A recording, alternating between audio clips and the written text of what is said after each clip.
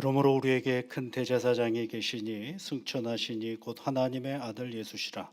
우리가 믿는 도리를 굳게 잡을지어다. 우리에게 있는 대제사장은 우리의 연약함을 동정하지 못하실 리가 아니요 모든 일에 우리와 똑같이 시험을 받으시니로되 죄는 없으시니라. 그러므로 우리는 긍휼하심을 받고 때를 따라 돕는 은혜를 얻기 위하여 은혜의 보좌 앞에 담대히 나아갈 것이니라. 아멘.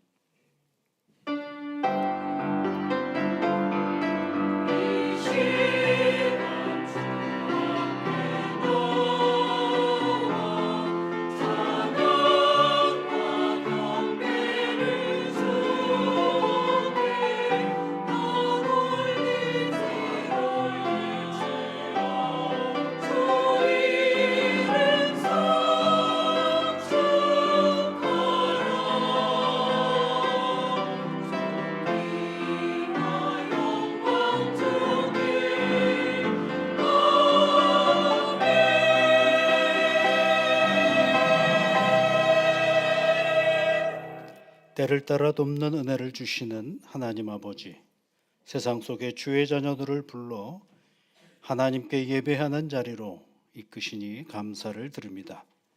이 시간 하나님께 예배하는 주의 자녀들의 이 모든 정성과 성의를 기뻐 받아 주옵시고 한없는 은혜와 복으로 함께하여 주옵소서. 우리 구주 예수 그리스도의 이름으로 기원하옵나이다. 아멘.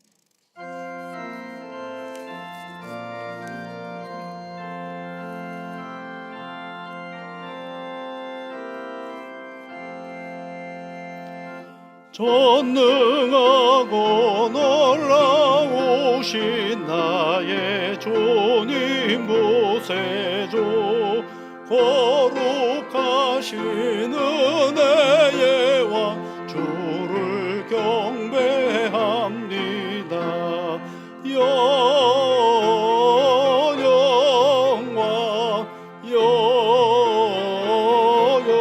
영광 주의 이름 찬양해.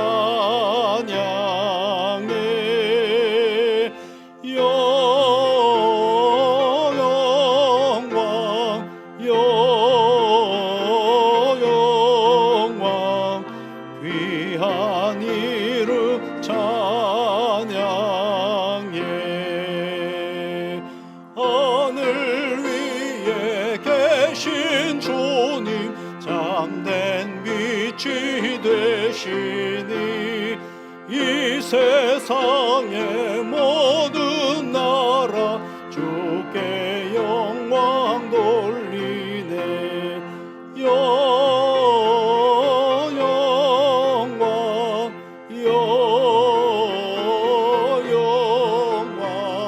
주의 이름 찬양해.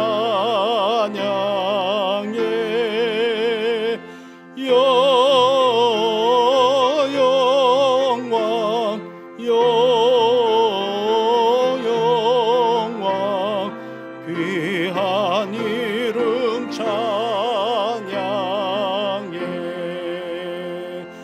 하늘나라 보좌에서 죄악 많은 세상에 우리 구원하시려고 주님 세상 오셨네. 영광 주의 이름 찬양해.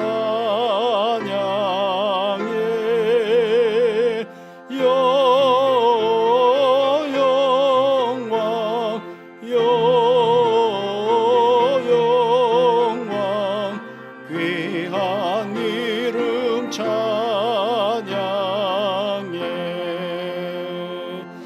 영원하신 우리 주님 어서 속히 오셔서 주의 모든 성도들을 전국 인도하소서.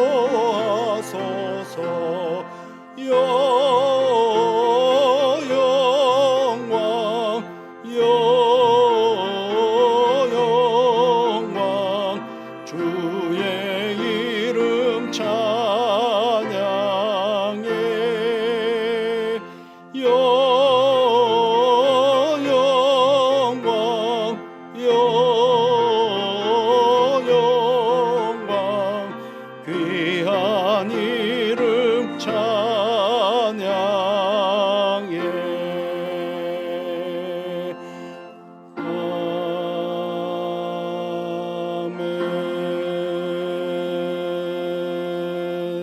교동문은 126번 사순절 세 번째입니다. 여호와여 나의 영혼이 주를 우러러 보나이다.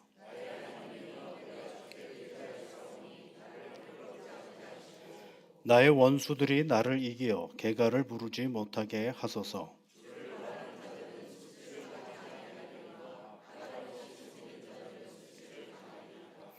여호와여 주의 도를 내게 보이시고 주의 길을 내게 가르치소서.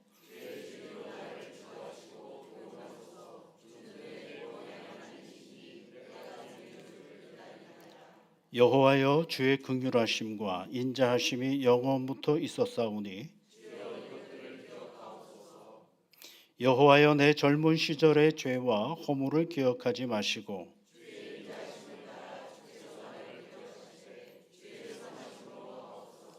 여호와는 선하시고 정직하시니 그러므로 그의 도로 죄인들을 교훈하시리로다.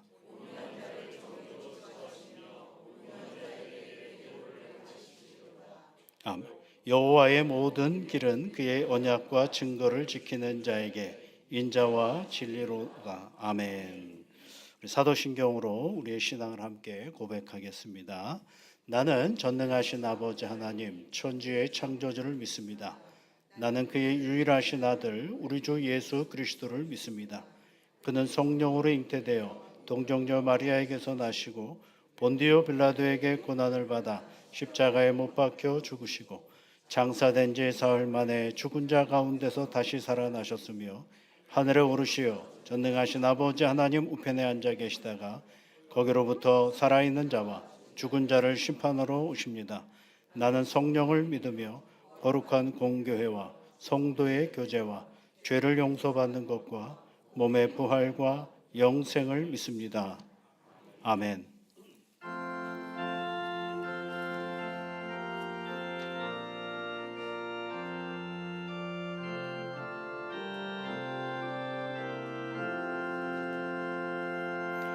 나 어느 날 꿈속을 헤매며 어느 바닷가 거닐 때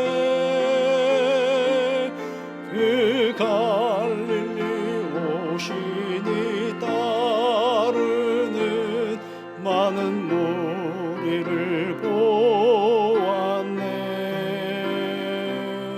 나 그때에 확실히 맹인이 눈을 뜨는 것 보았네. 그 갈릴리 오신이 능력이 나를 놀라게 하였네. 내가 영원히 사모할 주님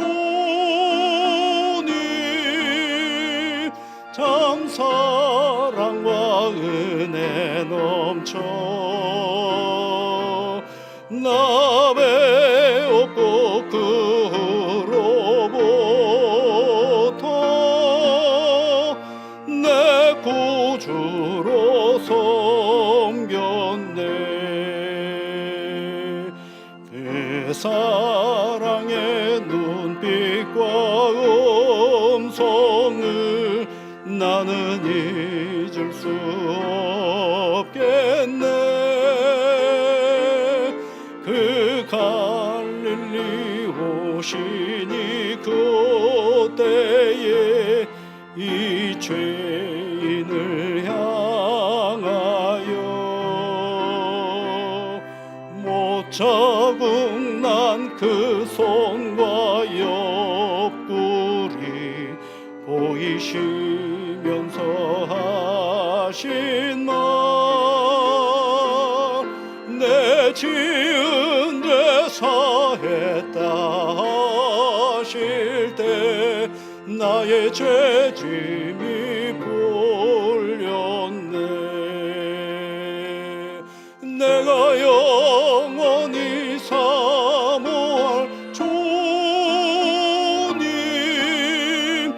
참 사랑과 은혜 넘쳐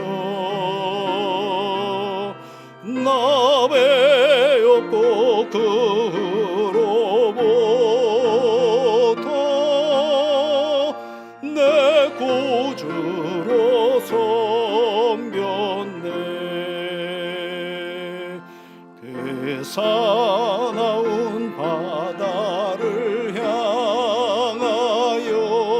잔잔하라고 명했네.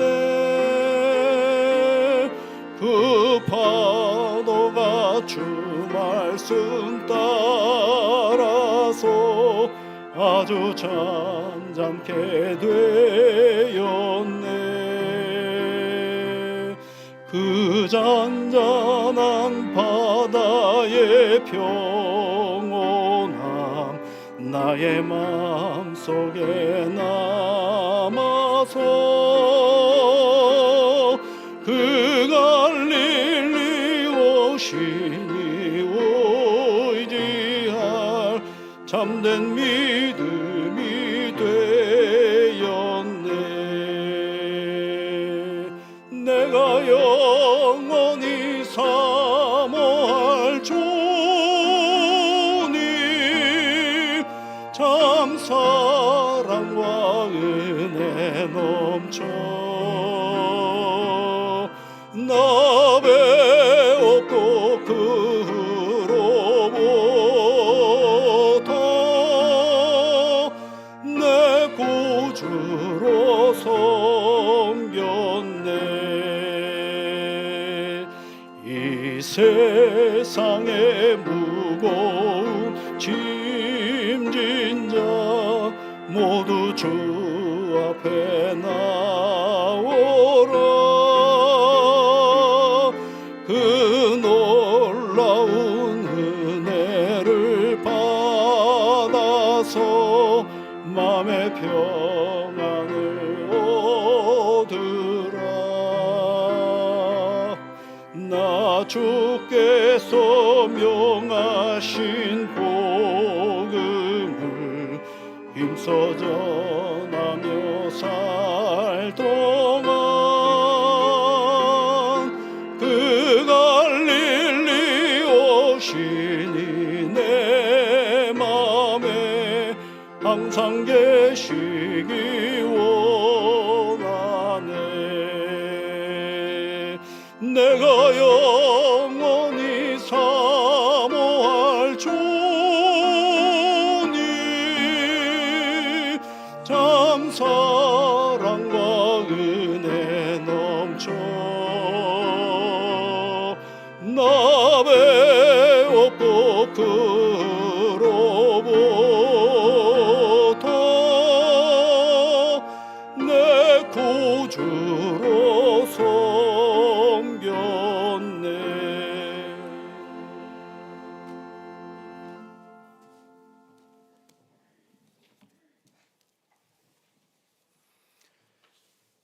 거룩하신 하나님 아버지, 어느덧 새 봄을 재촉하는 새로운 달 3월의 첫 주일을 맞이하여 주님을 향하여 예배와 찬양으로 영광을 올려드립니다.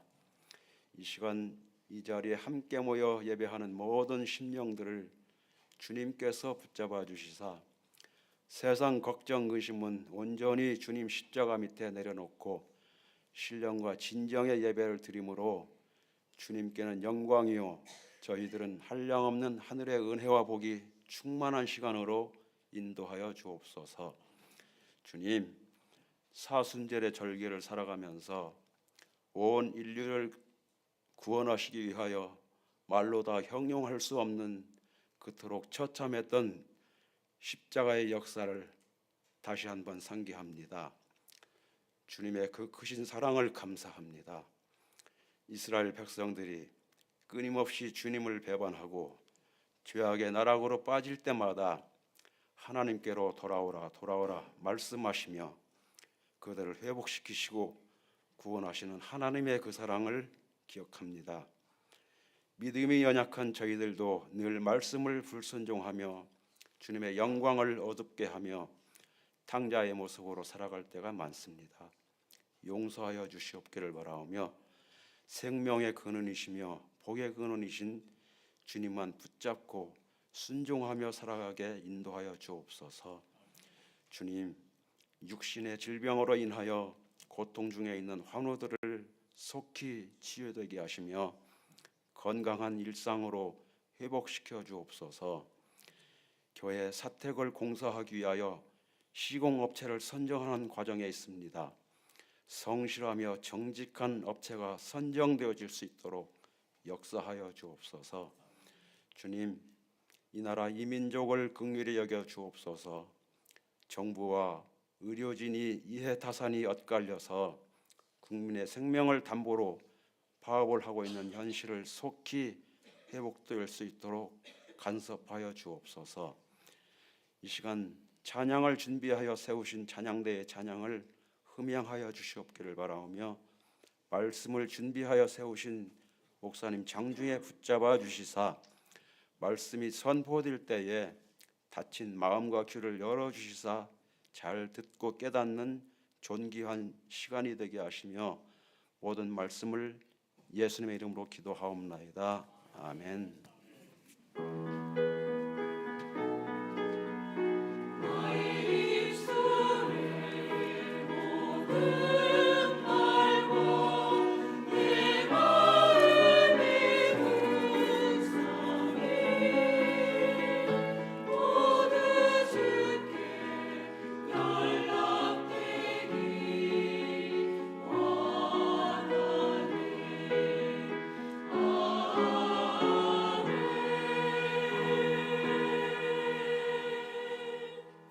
오늘 우리에게 주시는 하나님의 말씀은 신약성경 에베소서 4장 17절부터 24절까지 말씀입니다.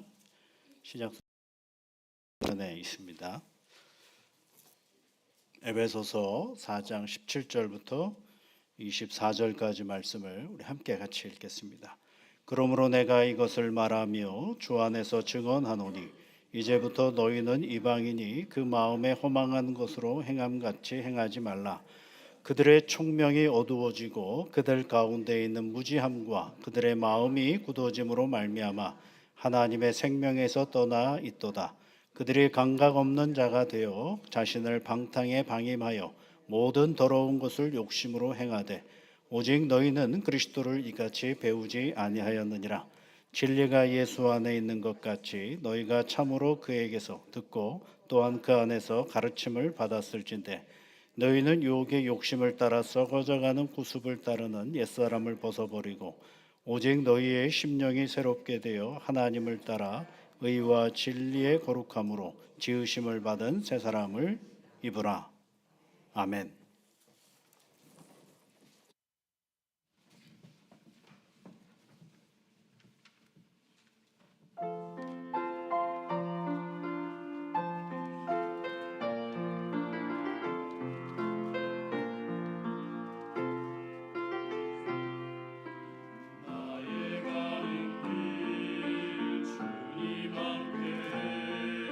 주님 나와 동행하시네.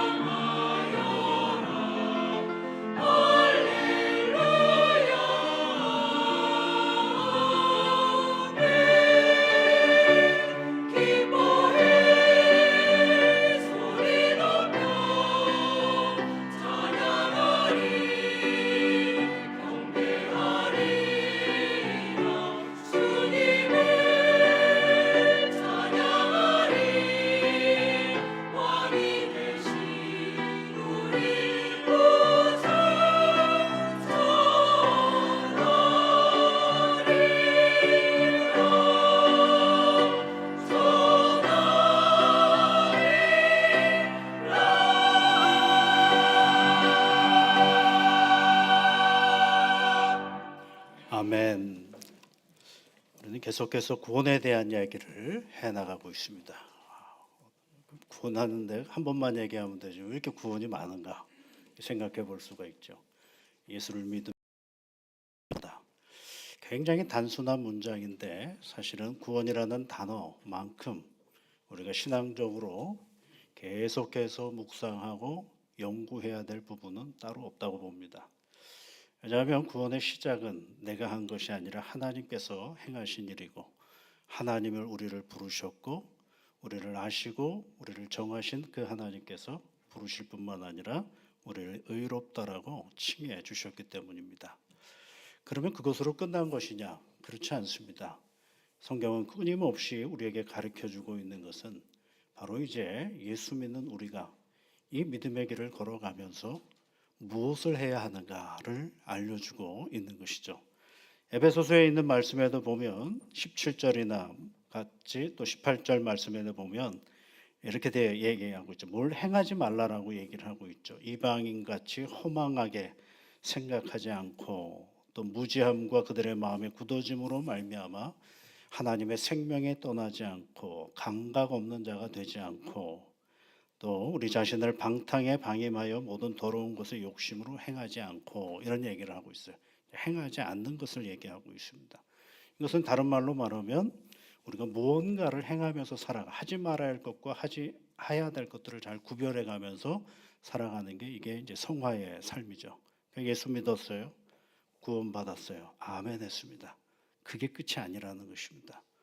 그러면 하나님께서 부르시는 그날까지 우리가 아멘한 사람이 해야 할 일이 있는데 그것은 하나님을 닮아가는 인생을 살아가는 것이죠. 그것을 하나님이 우리를 거룩하다, 하나님이 거룩하니 너희도 거룩하라 하신 말씀처럼 우리가 거룩하신 하나님을 따르며 살아가는 것이 오늘 예수 믿고 이 땅에서의 삶의 자리인 것입니다.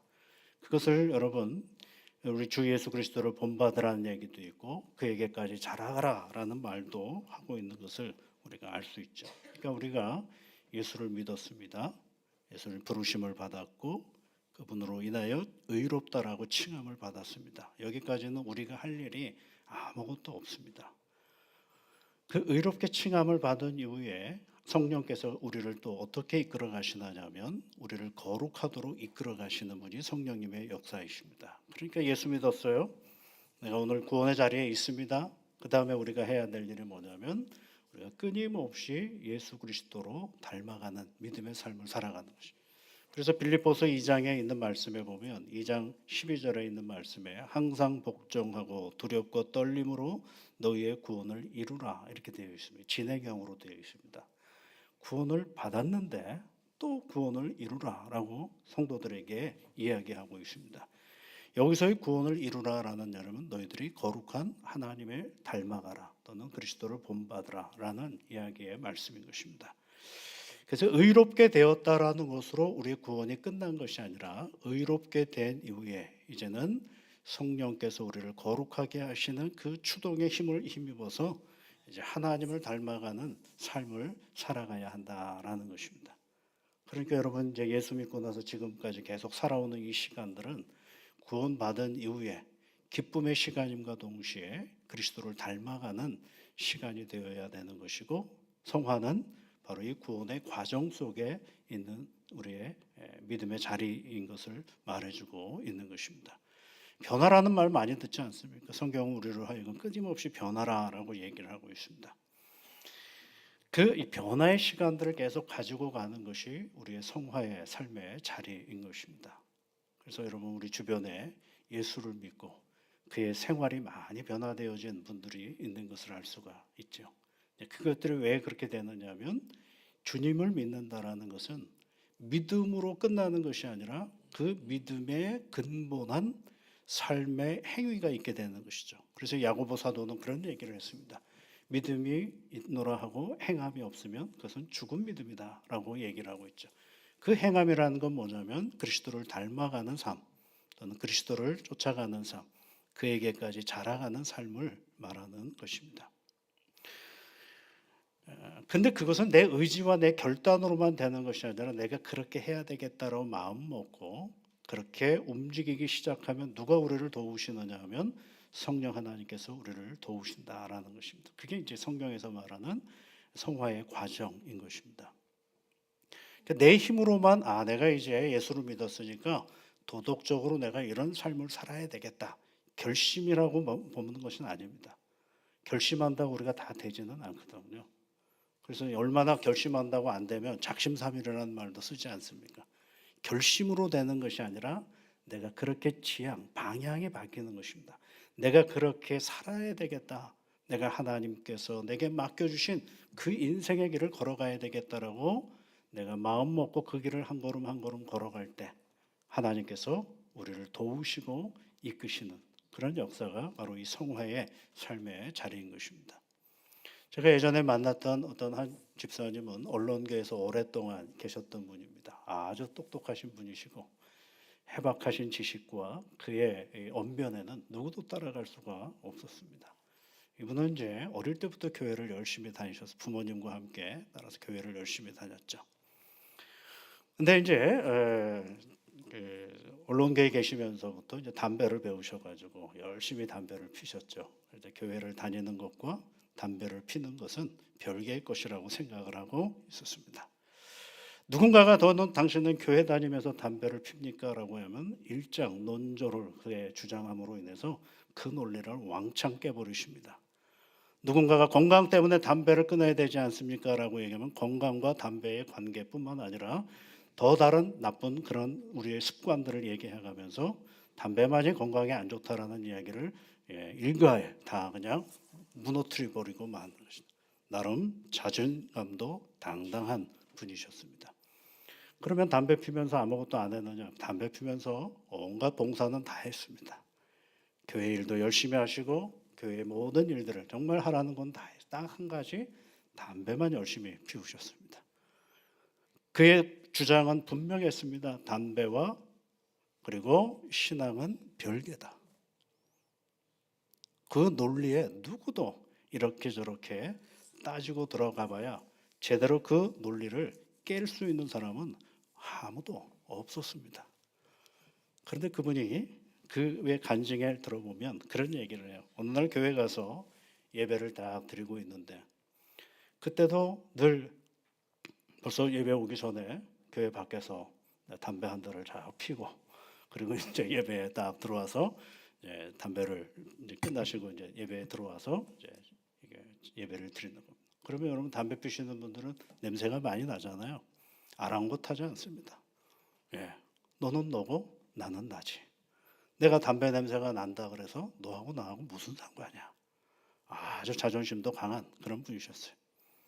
근데 그날따라 이제 말씀의 본문이 그거였답니다. 너희는 너희가 하나님의 성전인 것과 하나님의 성령이 너희 안에 계시는 것을 알지 못하느냐. 고린도전서 3장 16절에 있는 말씀입니다. 17절에는 그렇게 되어 있어요. 누구든지 하나님의 성전을 더럽히면 하나님이 그 사람을 멸하시리라. 하나님의 성전은 거룩하니 너희도 그러하니라. 하나님의 성전이 거룩하니 너도 그렇다. 이렇게 얘기를 했어요. 하나님이 성전인 너희가 하나님의 성전인 것과 성령이 너희 안에 거하시는 것을 알지 못하느냐. 그게 이제 그때 들은 말씀이었습니다. 늘 그렇듯이 주일날은 그렇게 해서 끝났는데 집에 가서 또 담배를 피우고 또 이렇게 나갔더니만 그 얘기가 기억이 난다라는 것입니다. 너희가 하나님의 성전인 것과 하나님의 성령이 너희 안에 거하시는 것을 알지 못하느냐. 누구든지 하나님의 성전을 더럽히면 하나님이 그 사람을 멸하시리라. 근데 이 담배 피는 게 편하지가 않은 거예요. 그다음부터. 근데 여러분 담배를 왜 핍니까? 스트레스 해소한다 그러죠. 뭐 나름대로 논리가 다 있잖아요. 또 뭐 쉬는 거죠. 뭐 소화시키려고 하는 뭐 나름대로 다 논리가 있잖아요. 근데 불편한 겁니다. 자꾸 나가면 뭘 생각해? 담배를 꺼내면 너희가 하나님의 성전인 것과 성령이 너희 안에 거시는 것을 알지 못하느냐. 이 얘기가 자꾸 생각이 나는 거죠. 여러분 자존심이 강한 사람은요. 굉장히 그 바꾸는 거 금방 바꿉니다. 그러니까 어떻게 해요? 기분이 너무 안 좋은 겁니다. 그래서 그 다음부터 담배를 줄여가기 시작했고 그 다음에 담배를 끊었습니다. 왜요? 불편하니까. 자꾸 그 생각이 나가지고 불편한 겁니다. 그 사람에게는 그것이 하나님께로 더 가까이 가는 하나의 자기의 의지와 자기의 노력이 꺾여져 가는 과정이죠. 성화의 목적은 뭐냐면 내가 해서 내가 거룩한 인간이 되겠다라는 것이 아니라 내 의지와 내 노력이 꺾여져 가면서 나를 도우시는 분이 누구냐? 하나님인 것을 알게 되는 과정. 그것이 바로 성화의 과정입니다. 여기 앉아 계신 분들은 다 자존심이 좀 하늘을 찌를 것입니다. 제가 다 알지는 못하지만 우리는 각자 자기가 가지고 있는 자존심이 대단합니다. 그 자존심이 어떻게 무너졌기에 여기에 앉아 있는 겁니까? 여러분, 우리가 보이지 아니하는 하나님을 믿는다라는 것은 생각보다 그렇게 간단한 일은 결코 아니지 않습니까?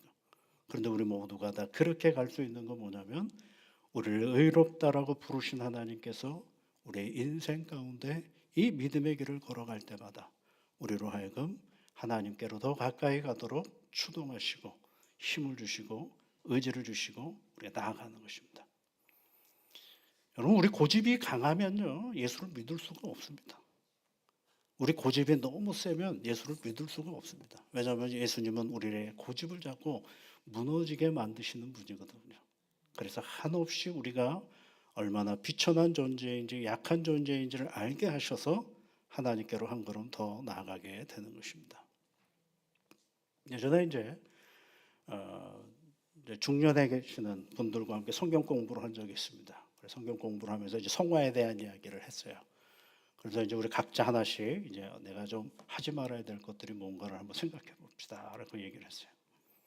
이제 그 중에 한 분이 이제 자녀하고 좀 잘 지내고 싶은데 자녀하고 잘 어린 자녀들하고 잘 안 된다는 것입니다. 그래서 왜 안 되는 것 같습니까? 그랬더니 부인이 그랬대요. 당신은 정말 이상한 말을 많이 한다라는 거예요. 그게 무슨 말인데 쓸데없는 말 좀 하지 마 이런 말을 많이 한다는 거예요. 아이들이 얘기를 하면 쓸데없는 말 좀 하지 마 이런 얘기를 한다는 거예요. 그러니 여러분 대화가 되겠어요? 쓸데없는 말을 하는데 애들이 이야기하는데 아버지가 들으면서 그걸 뭐라고 생각하는 거예요? 쓸데없는 말이라고 하는데 그게 어떻게 대화가 되겠어요? 그래서 그거를 안 해볼 생각으로 이제 자녀들과 얘기를 한 것입니다. 그래서 무슨 대화를 나누다가 여기까지 올라오다가도 그거를 안 하고 그러니까 자꾸 얘기를 들으니까 어떻게 돼요? 대화가 되기 시작하는 거죠. 내가 먼저 막지를 않으니까 대화가 시작이 되는 것입니다. 그분에게 있어서의 성화는 뭐예요? 쓸데없는 말 좀 하지 마. 이걸 안 하는 게 성화의 시작입니다. 그러니까 여러분 성화를 너무 복잡하게 생각할 거 없습니다. 우리의 인생사에 살아가면서 믿음을 걸어가면서 믿음의 길을 걸어가면서 우리가 누군가의 관계를 틀어지지 않게 하려고 애를 쓰는 것도 성화의 시간들입니다. 오늘 누군가의 믿음의 자리를 잘 보살펴 주는 것도 성화의 시간인 것이죠. 그래서 히브리서에 있는 말씀에 보면 그런 얘기를 하고 모든 사람과 더불어 화평함과 거룩함을 쫓으라 이것이 없이는 아무도 주를 보지 못하리라 라는 히브리서의 말씀이 있어요. 거기에 보면 화평함과 거룩함을 추구해라. 그것이 없이는 아무도 주님과 함께 주님을 보지 못한다라고 얘기를 해요. 여러 가지가 많은데 왜 거기서 화평함이 나올까요? 그 히브리서의 앞뒤를 잘 읽어보면 갈등의 시간이거든요. 갈등의 시간 속에서 교회 공동체를 잘 이끌어가는 가장 큰 힘은 뭘까요? 화평이거든요. 그러니까 그 시간에 성화의 작업은 뭐냐면 화평이 되는 것입니다. 하나님은 어떤 분이냐면 사랑이 많으신 분이거든요. 그 사랑을 이루어가고 사랑을 만들어가는 작업들이 필요한 자리가 바로 교회에 우리에서 말하는 그런 시간들이거든요. 오늘 우리가 읽은 말씀에 보면은요, 에베소서에 있는 말씀에 보면 뭘 얘기를 하고 있느냐면 기독교가 말하는 구원의 한 영역 속에서의 성화를 얘기하는데 성화라는 말을 쓰지 않고 어떤 말을 썼느냐면 옛사람을 벗어버리고 새사람을 입으라 이렇게 되어 있습니다. 여기서 시작을 보면요, 옛사람이 있고 새사람이 있다라는 걸 알게 되는 거죠. 여기서 뭐가 중요한 거냐면 새사람과 옛사람이 있는데 거기서 성도들에게 권면하는 작업이 뭐냐면 옛사람은 벗으라는 얘기고 새사람은 입으라는 얘기예요. 이렇게 말하지 않습니다. 성경은요.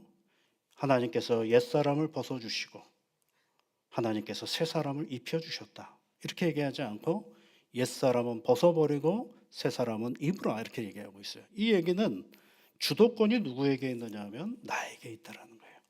내가 옛사람은 벗어야 되고 내가 새사람은 입어야 된다라는 것을 말해주고 있는 것입니다. 그런데 여기서의 나는 누구냐 하면 사도 바울이 옛날에 그런 얘기를 한 적이 있어요. 로마서 7장에서 사도 바울이 예수 그리스도를 영접하고 하나님의 아들로 영접하고 자기 자신을 보니까 자기 자신 안에 두 개의 내가 있다라는 것을 알게 됩니다. 그 첫 번째 내가 누구냐면 하나님을 따르려고 하는 내가 있다라는 것이고, 또 하나의 나는 하나님을 따르려고 하는 내 옆에 악을 쫓아가는 내가 있다라는 사실을 어디서 발견했느냐면 예수 안에서 발견하게 됩니다. 그러므로 내가 한 법을 깨달았노니 하는 로마서 7장에 있는 말씀 속에서 시작을 합니다. 곧 선을 행하기 원하는 나에게 악이 함께 있는 것이로다. 내 속의 사람으로는 하나님의 법을 즐거워하되 내 지체 속에서 단 다른 법이 나의 마음의 법과 싸워 내 지체 속에 있는 죄의 법으로 나를 사로잡는 것을 보는도다. 이렇게 돼요. 누가 보냐면 내가 보는 것입니다. 그 나는 누구냐면 그리스도를 영접한 나를 얘기하는 것입니다. 그리스도를 영접한 내가 나를 보니까 내 안에 하나님을 따라가려고 하는 내가 있고 여전히 악을 쫓아가려고 하는 내가 있다는 사실을 알게 되었습니다. 그 두 내가, 한 사람은 옛사람이고 한 사람은 새사람인데, 그런 나를 향하여서 사도 바울이 권면하는 게 뭐냐면 옛사람을 벗으라 하는 거예요. 새사람을 입으라 이렇게 얘기를 하고 있어요. 누가 입고 누가 벗는 거예요? 내가 입고 내가 벗는 거예요. 하나님이 우리에게 보여주셨거든요. 옛사람이 무엇인지, 새사람이 무엇인지를 알려줬으니까 이제는 그리스도 안에 있는 우리가 선택을 해야 되는데, 그 선택은 어느 길을 선택해야 되느냐면 옛사람은 벗어버리고 새사람을 입는 선택을 해야 되는 것입니다. 그러면 이건 한 번만 그러느냐? 아니거든요. 끊임없이 옛사람의 성품이 우리 가운데 올라오려고 할 때마다 그리스도를 따르는 새 사람의 영역으로 우리가 들어가야 되는데, 그 시간으로 들어가려고 애를 쓰면 쓸수록 누가 우리를 도우시느냐 하면 성령께서 우리를 도우신다라는 말씀을 해주고 있는 거예요. 그래서 성령은 우리가 그리스도 안에서 새 사람으로 나아가려고 애를 쓸 때 우리를 도우시는 거죠. 우리를 도우시는 분이 성령이에요.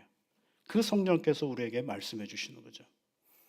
그래서 여러분, 사도 바울도 이렇게 얘기를 하지만 사도 바울이 아닌 베드로도 우리에게 뭘 가르쳐 주고느냐면 베드로전서 1장 12절에 있는 말씀, 2절에 있는 말씀 속에서 베드로 교회 성도들, 베드로 서신서를 보냈던 그 성도들을 향하여서 뭐라고 얘기를 하냐면 하나님 아버지 미리 아심을 따라, 그렇게 되죠. 미리 아신다라는 얘기는 사도 바울의 표현인 것 같은데 사도 베드로도 똑같이 얘기를 해요. 미리 아심을 따라 성령의 거룩하게 하심으로 순종함과 예수 그리스도의 핏부림을 얻기 위하여 택하심을 받은 자들이다. 이렇게 돼요. 성령의 거룩하게 하심으로 이런 표현을 쓰고 있어요. 데살로니가 전서에도 그런 얘기가 있습니다. 데살로니가 후서네요. 데살로니가 후서에 있는 말씀 속에도 성도들을 향하여 사도 바울이 그렇게 얘기를 해요. 하나님이 처음부터 너희를 택하셨는데 성령의 거룩하게 하심과 진리의 믿음으로 구원을 받게 하심이니, 거기에 또 성령의 거룩하심이라는 단어가 나옵니다. 디도서 3장 5절에 있는 말씀에 보면 우리를 구원하시되 이렇게 시작하는 말씀이에요. 우리를 구원하셨는데 누구예요? 하나님께서. 우리가 행한 바 의로운 행위로 말미암지 아니하고 오직 그의 긍휼하심을 따라 중생의 씻음과 성령의 새롭게 하심으로 하셨다라고 가르쳐주고 있습니다. 계속해서 믿음의 사람들의 구원의 이야기를 할 때 빠짐없이 등장하는 말이 있다라면 성령의 거룩하게 하심, 성령의 새롭게 하심이라는 단어가 있습니다. 그것은 뭔 얘기하냐면 성령께서 우리를 오늘의 성화의 삶을 살아가도록 촉진해 주신다라는 거예요. 우리가 내가 이렇게 살면 안 되겠지, 내가 그리스도인답게 살아야 되겠지 마음 먹고 추진해 나가면 누가 우리를 도우시느냐 하면 성령께서 우리를 도우신다라는 것입니다. 여러분, 구약의 인물 중에 요셉이라는 사람이 있습니다. 요셉이 여러분 보디발의 아내의 유혹을 받았을 때 그 자리를 그냥 도망 나왔습니다. 만약에 그 자리에서 내가 이 일로 인하여 많은 이익을 얻을 수 있겠다, 누구한테 들키기나 하겠나, 이런 복잡한 생각을 거기서부터 시작하게 되면 도망가지를 못합니다. 근데 도망갔는데 여러분 777 못하게 옷을 남기고 도망갔습니다. 누구 옷일까요? 요셉의 옷인 걸 다 알죠. 나중에 보디발의 아내가 그것을 증거 삼아서 자기를 겁탈하라고 했다라는 것입니다. 사람은 그 진위를 아무도 모릅니다. 가장 일반적인 어떤 태도를 가지고 그것을 판단하게끔 되어 있죠.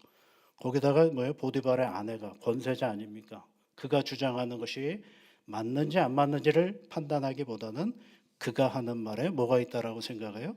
힘이 있다라고 생각하면 그쪽으로 다 가게 되는 거예요. 진위가 제대로 밝혀질 수가 없죠. 그런데도 그냥 도망갑니다. 왜요? 그 자리가 하나님 앞에 좋은 자리가 아니기 때문에 가는 겁니다. 그 이후로 그의 인생은 엄청난 고난의 자리로 가게 됩니다. 그런데 여러분 성경을 보면 그렇게 고난의 자리를 계속 걸어가는데 거기에 중간중간에 반복해서 등장하는 똑같은 표현이 있는데 하나님께서 요셉의 인생 가운데 형통하게 하셨다라는 것입니다. 감옥에 갔는데도 형통하게 하셨다 그런 거예요. 놀랍지 않습니까? 하나님께서 그를 형통하게 하셨다라는 거예요. 왜요?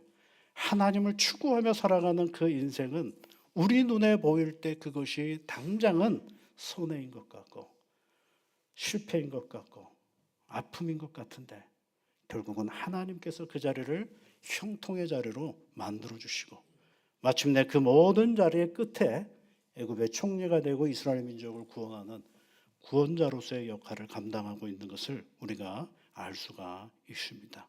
옛사람을 벗어버리고 새 사람을 입으라는 얘기는 우리가 해야 될 일이에요. 오늘 이 믿음의 길을 걸어가면서 우리가 반복해서 해야 할 일은 바로 이 성화의 삶을 추구해 가는 것입니다. 사도 바울은 이런 얘기도 했습니다. 로마서 12장 1, 2절에 있는 말씀에 보면 형제들아 내가 하나님의 모든 자비하심으로 너희를 권하노니 너희 몸을 하나님이 기뻐하시는 거룩한 산제물로 드리라 이렇게 되어 있어요. 그게 여러분 우리가 하나님이 기뻐하시는 산제물로 드리는 그 제물이 뭐냐면 몸이에요. 몸. 여러분이 가지고 있는 이 몸을 말하는 겁니다. 이 몸은요 굉장히 다층적인 존재입니다. 그 생각을 잘 해보세요. 이 생각이 한 방향으로만 가지를 않거든요. 이 몸이 움직여지는 손과 발, 이 몸이 행하는 여러 가지 일들, 일들 속에 수많은 사건과 수많은 역사가 이루어지는 것을 알 수가 있죠. 그런데 그 몸을 하나님의 거룩한 산제물로 드리라라고 얘기를 하고 있고 그것이 뭐예요? 우리가 드릴 하나님의 영적 예배니라라고 말하고 있습니다. 그 다음에 구절을 좀 보면 뭐라고 되어 있느냐면 이 세대를 본받지 말고 오직 마음을 새롭게 함으로 변화를 받으라. 마음을 새롭게 해서 변화를 받으라. 이게 뭐예요? 변화하는 존재가 되라는 얘기입니다. 그리스도 안에서 우리가 날마다 변화하는 존재가 되는 것입니다. 오늘 여러분 우리가 신앙의 길을 걸어가면서 내가 옳다라고 생각하고 가지고 가는 그것이 시간이 지나면 고집이 되어버릴 때가 많았습니다. 그것은 다시 말씀 앞에 우리가 서서 내 오늘의 삶의 자리를 조명하고 그리고 하나님의 거룩함의 자리로 나아가도록 우리를 날마다 새롭게 갈무리하는 작업들이 우리 신앙의 자리에 꼭 필요한 것이죠. 그것이 구원 안에 들어가 있는 것입니다. 그런데 그렇게 구원의 길을 걸어가는데 때로는 자빠지기도 하고 실패한 것 같기도 하고 무너진 것 같기도 하고 우리가 아무것도 아닌 것 같기도 한 우리의 자리가 만났을 때 하나님께서 우리를 끝까지 붙잡으신다라는 것이 구원의 마지막 영역입니다. 그것을 성도의 견인이라는 말로 얘기를 해주고 있어요. 우리가 무너질 때 나는 무너져도 나를 붙잡으시는 하나님이 계시다라는 사실을 성경이 우리에게 가르쳐 주는 거죠. 그것이 뭐예요? 구원의 전체적인 내용입니다. 그 내용은 다음 주에 또 우리가 하겠습니다. 그래서 구원의 시작은 하나님께로부터 시작을 해서 나를 택하시고 나를 부르셨는데 그 부르심은 이미 아시고 미리 정하셔서 부르셨고 나를 의롭게 하여 주시고 오늘 이 그 의로움을 가지고 이 믿음의 길을 걸어갈 때 우리의 의지와 우리의 노력으로는 살 수 없는 우리에게 하나님의 거룩함을 쫓으며 살아갈 수 있도록 성령께서 우리에게 추동하시고 힘을 능력으로 함께 하셔서 오늘도 한 걸음 한 걸음 성화의 삶을 살아가도록 우리에게 힘을 주시는데 그 힘을 의지하며 살아가라고 하는 것이 에베소서의 표현으로는 옛사람을 벗어버리고 날마다 새 사람을 입는 이 시간의 자리들을 우리가 늘 기억하고서 하나님께로 한 걸음 더 가까이 가는 이 성화의 삶을 살아가는 사랑하는 우리 모든 성도님들이 되시기를 주의 이름으로 축복합니다. 기도하겠습니다. 하나님 감사를 드립니다. 우리를 부르시고 우리를 의롭다 칭하여 주시고 성령께서 우리를 깨워 하나님의 자리로 하나님의 믿음의 삶으로 한 걸음 한 걸음 나아가도록 힘주시고 능력 주심을 늘 기억하면서 너의 구원을 이루라 하셨던 말씀처럼 오늘도 아버지 하나님 된 존재로 살아가는 것이 아니라 여전히 하나님의 백성으로 되어져가는 존재인 것을 늘 기억하며 우리를 날마다 새롭게 이루어가는 믿음의 자녀들이 다 되도록 도와주시옵소서. 예수님 이름으로 기도하옵나이다. 아멘.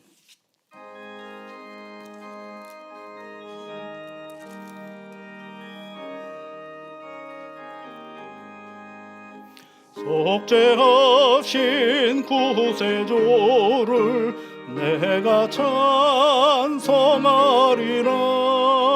내게 자유 주시려고 주가 고난당했네. 그 신사랑 찬양하리. 나의 죄 사려고 그 나의 죽은 영혼 나의 주 찬양하리. 내가 구원받은 증거 기뻐 전파하리라. 내 죄 다도 담당하신 주의 사랑 크셔라. 크신 사랑 찬양하리. 나의 죄 사려고 십자가에 죽임 당한 나의 주 찬양하리. 승리하신 구세주를 내가 찬송하리라. 죄와 모금 지옥 권세 주가 모두 이겼네. 그 신사랑 찬양하리. 나의 죄 사려고 십자가에 죽임 당한 나의 주 찬양하리. 고마우신 구세주를 내가 찬송하리라. 죽음에서 생명으로 나를 인도하셨네.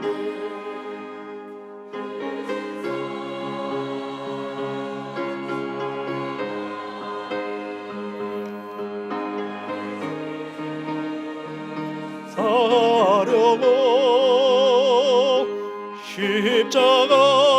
십자가에 죽임 당한 나의 주 찬양하리.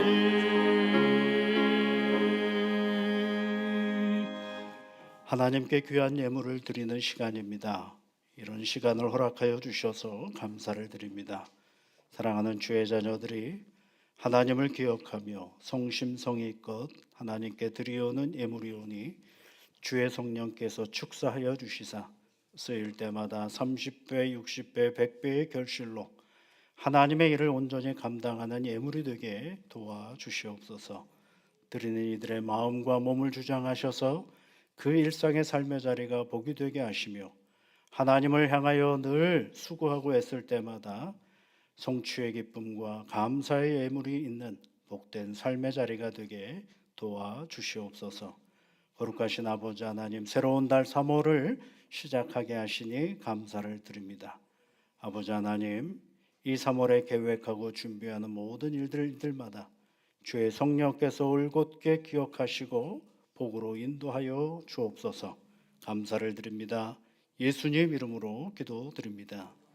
아멘.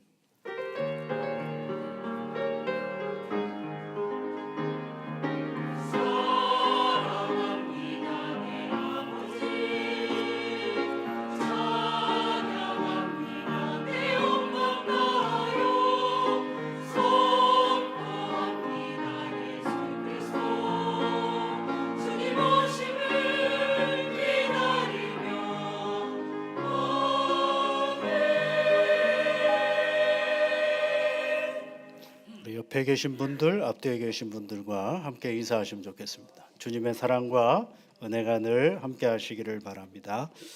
오늘은 사순절 세 번째 주일인데요. 이 한 주간 또 우리가 요한복음 17장 1절부터 26절까지의 말씀을 함께 매일 읽으며 묵상하는 시간 가지셨으면 좋겠습니다. 요한복음 17장은 예수님이 대제사장으로서 믿음의 사람들을 위하여 기도해 주셨던 그런 장입니다. 하나님이 우리를 얼마나 사랑하시는지 그 기도의 내용을 우리가 읽어가면서 확인하고 그리고 예수님과 동행하며 나아가는 그런 시간이 되셨으면 좋겠습니다. 다음 주부터는 여러분 주제가 있는 10일 새벽기도회라는 제목으로 새벽기도회를 진행해 보려고 합니다. 이번 주제는 예수님이신데요. 순환의 길에서 만난 사람, 예수님께서 수단의 길을, 고난의 길을 걸어갈 때 그 주변에 많은 사람들이 있습니다. 그래서 그분들과 함께 그분들의 이야기를 함께 살피면서 주님이 우리를 얼마나 사랑하시는지를 보고 깨닫는 그런 시간입니다. 모임 광고 여러분 잘 보시고 다음 주에 해당하는 모임에 꼭 참여해 주시면 고맙겠습니다. 기타 광고에 몇 가지 말씀을 드리면 이번에 상반기 장학금 전달식을 3부 예배 후에 친교실에서 진행하겠고요. 3월 6일은 서울 북로에 태능 시차례가 있겠습니다. 또 교회 사택 증축공사 입찰 공고에 따라서 또 현장 설명회가 있는 것, 서류 접수하는 것, 광고가 나갔습니다. 위원회에서 이것저것 좋은 절차들을 잘 만들어서 추진해 가고 있습니다. 이제 좋은 업자를 만날 수 있도록 여러분 함께 같이 기도해 주시면 고맙겠습니다. 라이프 플러스 준비 모임을 합니다. 70세 이상 되신 어르신들과 함께하는 신앙 훈련의 자리인데 봄에 시작할 것들을 준비해가는 시간들인데 교사들이 함께 모임을 갖겠습니다. 아동부 봄맞이 체험 활동이 3월 9일 날 있겠고요. 또 2024년 놀이학교가 개설이 됩니다. 1세부터 만 5세까지 우리 교회 어린이들과 더불어서 우리 주변에 있는 우리 교회 안 다니는 어린이들도 함께 참여하는 시간들인데요. 여러분 주변에 어린 아이들이 있는 가정들 추천을 하셔서 함께 참여하실 수 있도록 격려해 주시면 고맙겠습니다. 지난 주간에 우리 박숙희 권사님 모친께서 별세하셔서 우리 27일 날 2월 27일 날 장례를 잘 마쳤습니다. 이 가정을 위해서 함께 기도해 주시고요. 또 함께 해주신 분들에게 감사하는 마음으로 우리 권사님께 가정에서 이번에 떡을 내주셨습니다. 함께 떡도 함께 나누시면서 우리 박숙희 권사님 가정을 위해서 함께 기도해 주시면 고맙겠습니다. 우리 다 같이 자리에서 일어나셔서 86장 찬송 같이 하시겠습니다.